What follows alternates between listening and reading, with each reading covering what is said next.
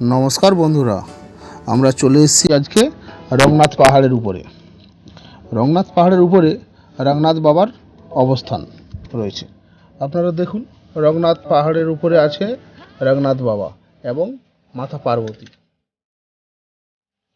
তো আমরা একটু দেখি, এইখানে বাবার জন্য যজ্ঞ করা হয়। এই যে বাবার মন্দিরের ভিতরে অন্ধকার, ঠিক দেখা যাচ্ছে না, কিন্তু আর কি করা যাবে, চেষ্টা করলাম। বিকেলবেলায় তো।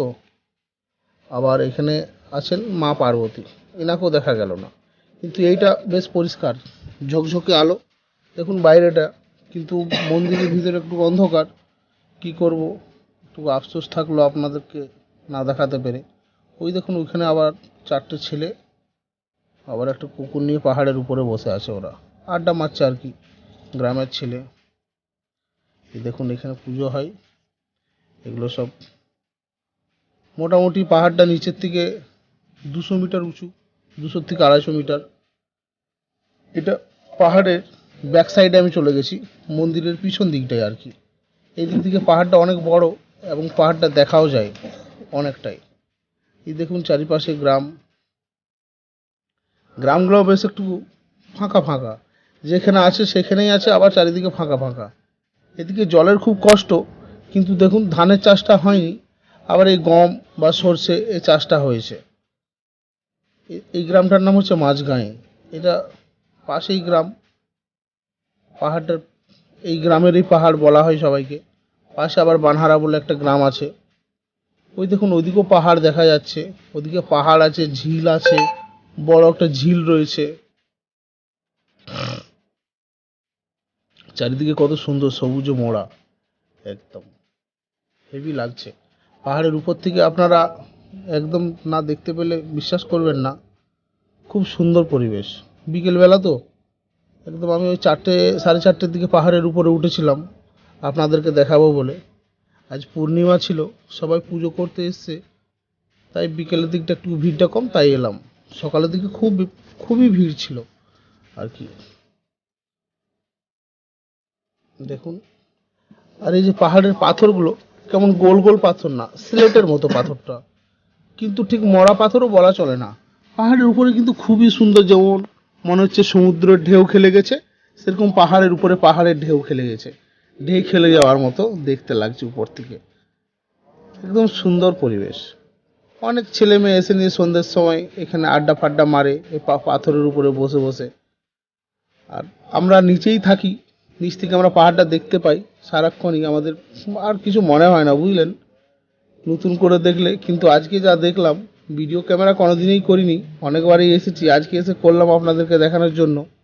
তো খুব ভালো লাগলো, সব কিছু জিনিসটা ধরা পড়লো ভিডিওর মধ্যে আর কি, খালি চোখে আর সব কিছু ধরা পড়েনি। এই দিকটা হচ্ছে রাজাডি বলে একটা গ্রাম আছে, সেই গ্রামটা ওই যে দূরে দেখা যাচ্ছে, রাজাডি বলে একটা গ্রাম। তো আমরা জানি আশপাশটায় ঘোরাঘুরি করি, তো তো আশপাশটাকে চিনি আমরা বেশ মোটামুটি ভালোই। আপনাদেরকেও চেনানোর জন্য দেখছি বিহারের এইসব জায়গা, খুব ভালো লাগে, খারাপ না। দেখুন, ওঠার সময় আমি দেখাতে পারিনি আপনাদেরকে সিঁড়ি, 245টা সিঁড়ি রয়েছে, 245টা সিঁড়ি বড় বড় ভেঙে আমরা এসেছি উপরে। আবার মাঝখানে একটা 100 মিটারের ব্রিজ রয়েছে। দেখুন, এদিকে আমি নামতে শুরু করেছি পাহাড়ের উপর থেকে। নিচে আবার শনিদেবের মন্দির রয়েছেন, সূর্যপুত্র শনিদেব। মানুষের শনি লেগে যায় তো, তার জন্য একটু শনিদেবের প্রণাম করা সবার পক্ষেই উপকার। এবং শনির পাশে সব থেকে ভালো জিনিস একটা রয়েছে, বজরংবলীর মন্দির রয়েছে,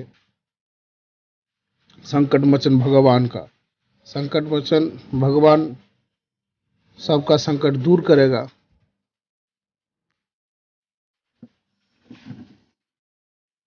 सबाई एक बार प्रेम से बोलो जय श्री राम, प्रेम से बोलो कृष्ण कृष्ण, प्रेम से बोलो राधा राधा। ভগবানের নাম নিয়ে চলতে হয়। আমরা মানুষ ভগবান বিশ্বাসী, ভগবানকে বিশ্বাস করা খুবই ভালো, মনের মধ্যে সাহস বাড়ে। বেশ ভালো জায়গা, বুঝলেন। বিহার আগে যেমন ছিল মানুষ বিহারের নাম শুনলে ভয় পেত, সেই জিনিসটা কিন্তু এখন আর বিহারের মধ্যে নেই। আমরা রাত্রে বিরাতে যাই আসি কাজ করি, আমাদেরকে কেউ, আমরা ব্যাঙ্গালোর থেকে অনেক মোটামুটি ভালোই আছি, বলবো না। আমরা ব্যাঙ্গালোর থেকে মোটামুটি 15-20টা ছেলে এখানে কাজ করি বিহারের বুকে। দিয়ে আমাদের যে কাজ, আমরা যে কাজ করি সেগুলো আপনাদেরকে ধীরে ধীরে ভিডিওর মাধ্যমে দেখাবো। ভালো লাগবে আমাদের কাজ, সব রকম জিনিসটা দেখতে পাবেন। আমরা সারাদিন কি করি, প্রত্যেকটা মানুষের সেই সব জিনিসগুলো প্রয়োজন হয়ে থাকে। এরকম শনি মন্দিরের সামনে চলে এসেছেন। জয় শনিদেব, সূর্যপুত্র শনিদেব কি জয় হোক। শনি মন্দির দেখুন, পুজো হয়েছে আজকে, পূর্ণিমা ছিল। এখানে পূর্ণিমাতে পুজো হয়, অমাবস্যাতেও পুজো হয়, প্রতিদিনই পুজো হয় বাবার মন্দির। এখানে বজরং বলি আসে। জয় শ্রীরাম, জয় সংকটমোচন ভগবান কি জয়।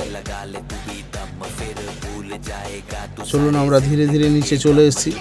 এখানে আরেকটা খুব ভালো জিনিস রয়েছে, এখানে একটা কুয়ো আছে। এই কুয়োর জল কোনোদিন শেষ হয় না, বুঝলেন। আর কুয়োর জলটা খুবই ভালো আর কি। কারো যদি পেটের প্রবলেম হয়ে থাকে, এই কুয়োর জল খেলেই নাকি ঠিক হয়ে যায়। সব ভগবানের উপরওয়ালার খেলা, বুঝলেন। আমরা নিচে চলে এসেছি। এরপর এই দেখুন কত সুন্দর একটা গেট তৈরি করেছে, খুব ভালো পরিবেশ বিকেলের দিকে এখানে বেড়াতে আসার জন্য। সকালবেলাটা ভিড় বেশি থাকে, মর্নিং ওয়ার্কের মানুষ, অনেক মানুষ এদিকে আসে। আপনাদেরকে ভোরবেলারও একটা চিত্র একদিন দেখাবো। এখানে শেষ করলাম ভিডিওটা। ভালো থাকবেন, সুস্থ থাকবেন, করোনার থেকে সাবধানে থাকবেন। লাইক করবেন ভালো লাগলে, শেয়ার করবেন এবং কমেন্ট করবেন। Good bye. চলুন ভালো থাকেন।